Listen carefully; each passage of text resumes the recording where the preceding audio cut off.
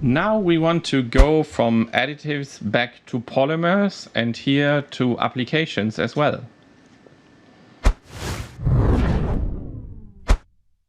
Paving the way for home compostable packaging with BioPBS. What's next? This is the title of today's presentation. And during the next 20 minutes, I will explain you about our latest developments with BioPBS for certified home compostable applications. Why is that important? Home compostable packaging is certainly a market trend, not only in Europe, but also on a global basis. And we see more and more demand from customers to develop certified home compostable applications. And therefore, there's a need for such materials. But it's not only a pure marketing tool. We also see that we need to strive after a more circular economy. And this will also have to include a significant improvement in the organic waste collection. The EU has already decided on the Green Deal, and that would mean that we have to become CO2 neutral by 2050. What is more is also that we have already decided here in the EU that we have to halve the food waste generation by 2030. And we have, what is more, also decided to significantly increase the municipal waste collection by 2035. And in order to achieve those targets, again, the organic waste collection needs to be implemented as a separate waste stream. That means, and we think that compostable plastics will play an important role in that respect, because those materials can really help and improve the separate collection of such waste streams. Basically, there are two ways of composting materials. We have the industrial composting that is already implemented in many countries in EU, but still it certainly needs to be improved. Compostable plastics in that respect has been already identified as a suitable tool for separate waste collection. That can be a compostable waste bag, for example, for organic waste. But it can also be considered for tea bags, coffee capsules, all those applications that already contain a high amount of organic matter and also a high amount of moisture. Despite the industrial compostability, which is certainly the more preferable tool, and it has certainly also the highest possible output for the composting process, there is also a complementary way of composting, and that would be the home or the garden composting. This way of composting material is a bit more, let's say, sensitive to outer influences like temperatures or also the composition of the compost, but it can easily implemented in your own garden, or it can also be used in countries where you don't have an industrial compostable system already established. What is more is that the OK Compost Home standard is also guaranteeing that a material that is being used in this process is degrading at much lower temperatures compared to an industrial compost. So in the next slide, I would like to introduce the polymers under the BioPBS product portfolio and how we can support in the way of improving the collection of organic waste. Just a few words on our company, Mitsubishi Chemical. We are one of the 10 biggest chemical companies in the world with more than 40,000 employees. We are acting globally with our headquarters based in Tokyo, Japan. But more important in that respect is to point out that Mitsubishi Chemical has implemented a very detailed and clear sustainability strategy.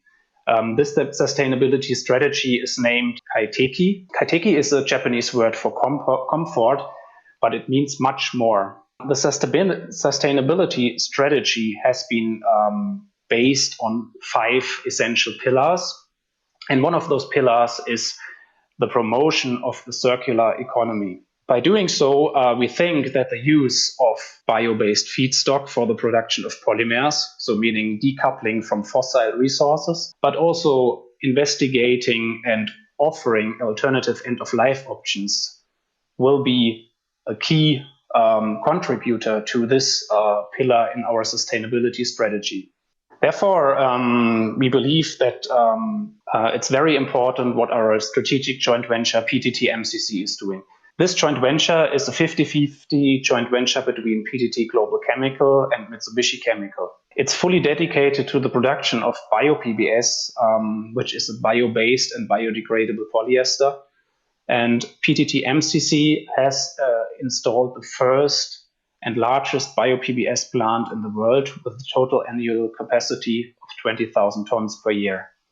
The whole production process is licensed and patented by Mitsubishi Chemical Corporation, and the production itself is placed in Rayong province in Thailand. BioPBS is basically an aliphatic polyester. It contains two monomers, which is the bio-based succinic acid and the butanediol. In case of BioPBSA, it can also be containing three monomers, but basically the succinic acid is always the bio-based monomer. So using BioPBS, you can really create and produce a range of products, mainly targeting short life applications, let's say, with the final target of being biodegradable, which can mean industrial compostable and or home compostable. And then with that, achieving that, you can really close the loop and generate a circular material. So the benefits for BioPBS are that it's bio-based. We always use as one of the monomers a bio-based succinic acid. As already mentioned, all materials are either industrial or even home compostable certified. All crates are also available as food contact approved materials. So that means that we have the food contact approvals for the European region. We have it for Japan and China, but also we have our grades listed in the FCN for US FDA applications. And as a fourth benefit for PBS in related to paper coating applications, we have already tested and certified that PBS coated paper can be used in the recycling stream of paper recycling. That has been approved by the Western Michigan University, but also by the Papiertechnische Stiftung in Germany. On this slide, you can basically see all applications where BioPBS is currently being used. Our main applications, we have to say, is related to rigid packaging, and therefore namely the compostable coffee capsule. So our customers have developed industrial compostable, but also home compostable coffee capsules. Then we are also using the material for non-woven and filter applications, other rigid application parts. Then the flexible packaging sector is very important for us, where PBS is used in food packaging applications. And last but not least, the paper coating. And that leads us to the next slide. So PBS has basically been used in paper coating applications for many years already. But here we have only so far established industrial compostable grade.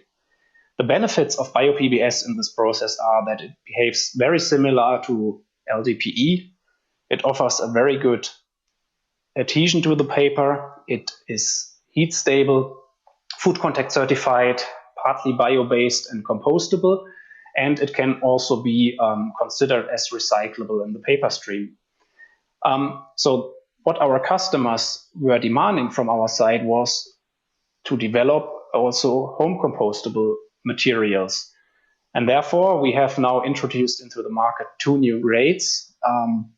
One of the grades is targeting cold stuff applications. That would mean dairy chilled products, but also deep freeze products.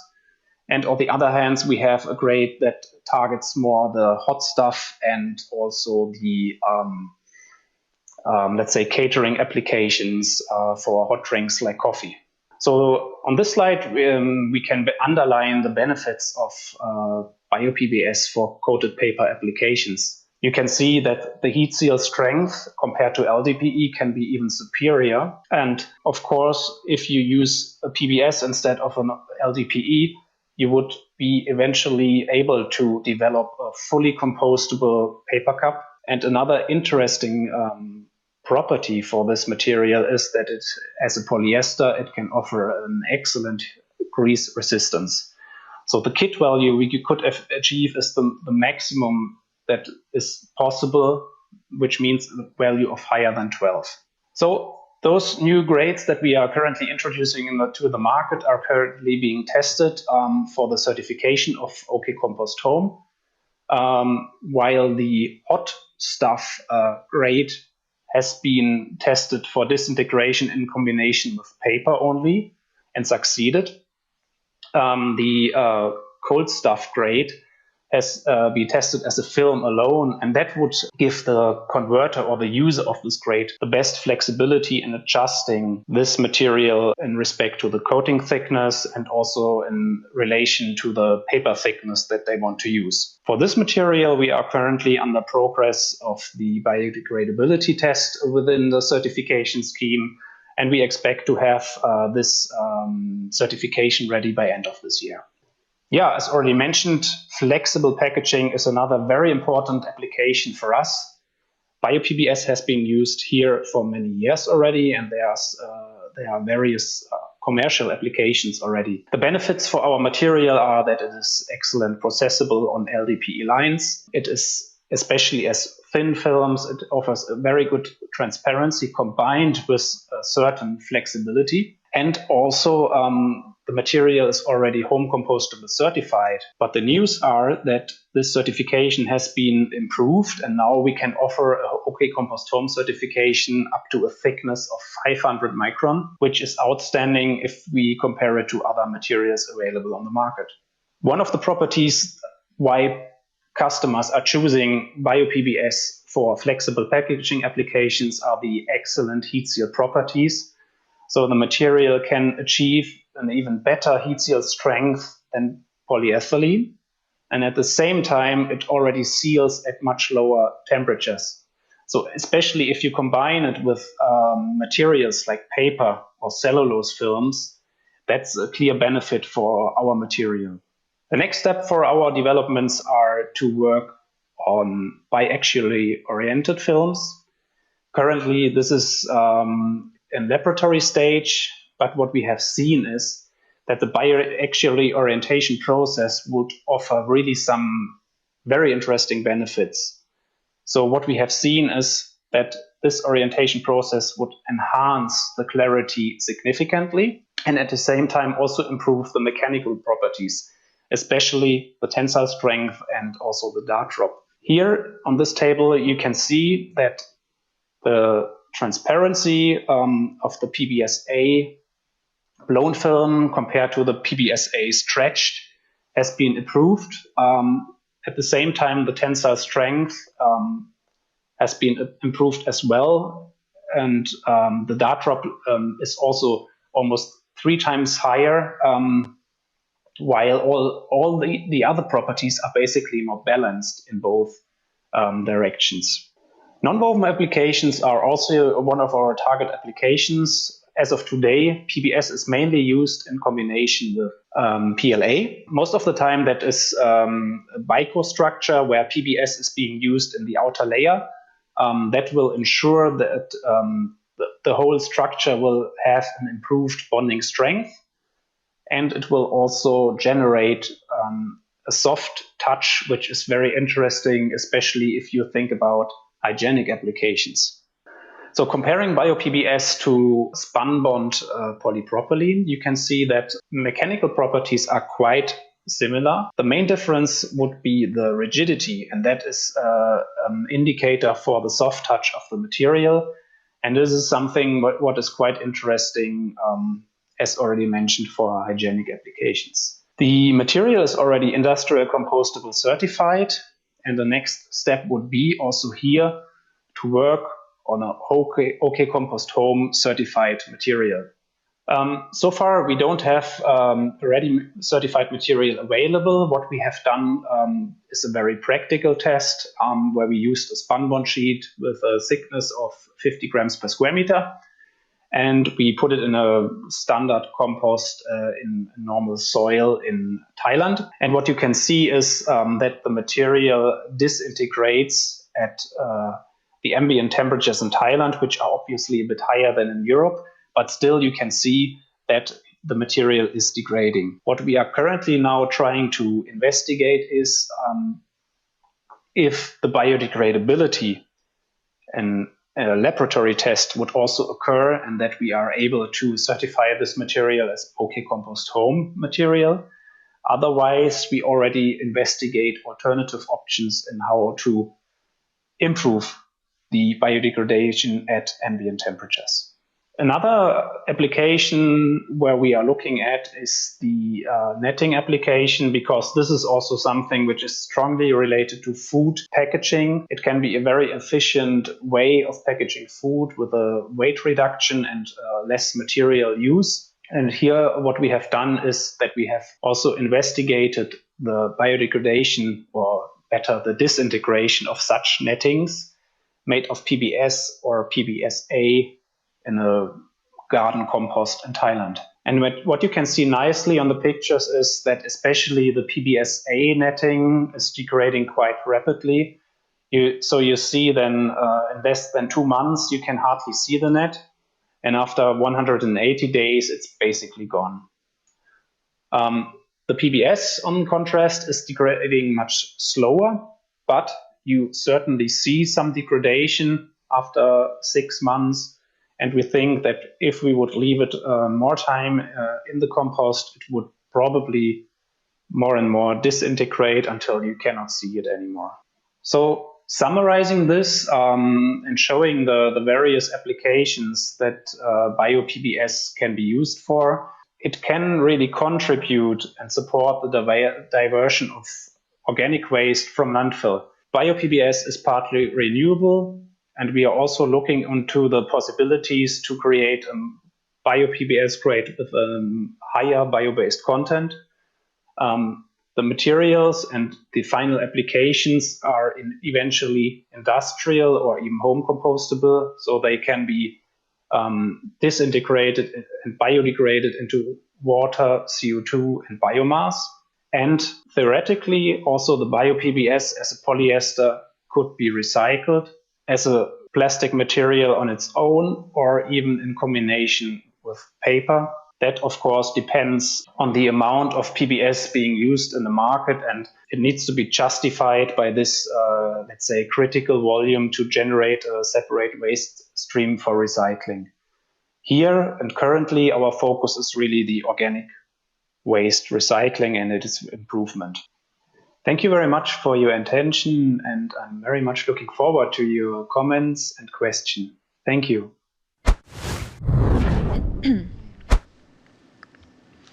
Julian, thank you very much for this interesting journey you've presented to us. I'm sure that paper and biopolymer combination are also very interesting for those who listen. Yes, and a very warm welcome from our side, from the studio. Hello, Julian Schmeling. Hello and good afternoon. Hi. Thank you very much. Oh, I'm very thirsty. Just a second. I just need to have a sip.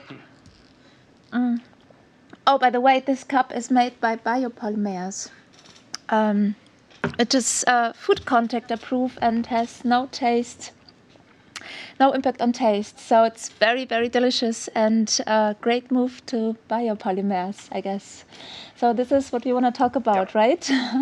So absolutely. Yeah, we will start the discussion right now. We have received lots of questions from the audience, which my colleague would like to pass on to you again. Yeah, this is true. Julian, we have received so many questions, so I'll do a quick selection.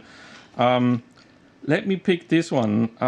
Alberto from Italy is asking about the heat deflection temperature for this new PBS home compostable grades. Is there already a number you have for your data sheet and the customers available? We don't have a specific number, but what we have proven, I mean, the normal PBS has an HDT of 95 degrees C. And this new blend, we tested in combination with paper, and we tested it with hot drinks, like coffee, for example. And there was nothing happening, like it would become soft or the sealing would become, let's say, leaking or something. So that's approved. Great. There's another question. Are there any plans to provide fully bio-based PBS to the market? That's a very good question. And as our strategic joint venture PTT-MCC is sourcing the monomers for the production of BioPBS from the market, of course, it depends on the availability of the monomers. And currently, the bio-based butanediol, which would be the second monomer to produce a PBS, is not really commercially available or very limited, let's say. And therefore, it's not really possible for us to switch right now, but for sure, it's one of the targets for the, let's say, mid-term future. Great. There are two questions from India which I like to combine. And first of all, there is a big thank you for the wonderful presentation here and great work on the PBS ecosystem. Can you advise how these products compare technically with current materials? So what are they comparable to? Yeah, that's a good question. I mean, eventually it would depend on the application. We say normally that the PBS itself, it's very similar to a polyethylene, while more like a HDPE or maybe MDPE, while the PBSA is a more flexible material, and that would be more similar to an LDPE. But it cannot be compared one by one, I would say, because there are for sure physical or mechanical characteristics that are different. And that's why very often it needs to be compounded in order to adjust the properties to the final needs of the application. Mm-hmm. Thank you. Here's another question from India coming. Do you supply PBS to the Indian manufacturers, and who to direct those questions to? Yeah, absolutely, yes.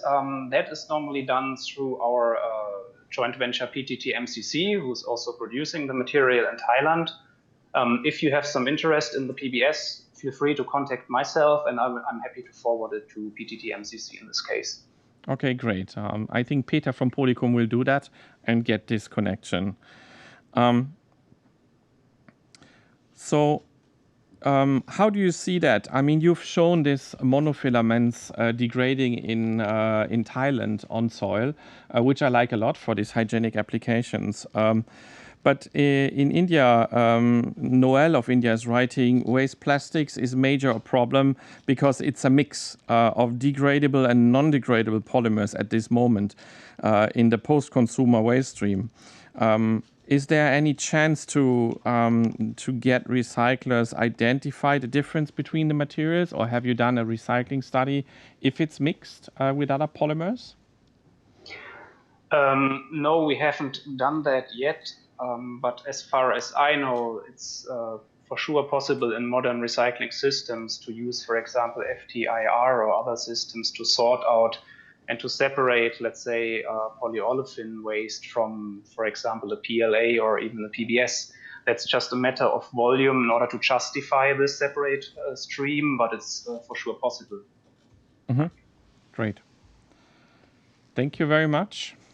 And thank you for the discussion we had with you. Thank you very much Thanks for joining to you. us. Greetings to Düsseldorf. Thank you for giving us, or myself, the opportunity today to present. And yeah, I'm very much looking forward to the rest of the conference. Great. Thank you. Thank you very much. Have a great day. Have a nice day. Same, likewise. Bye-bye. Bye.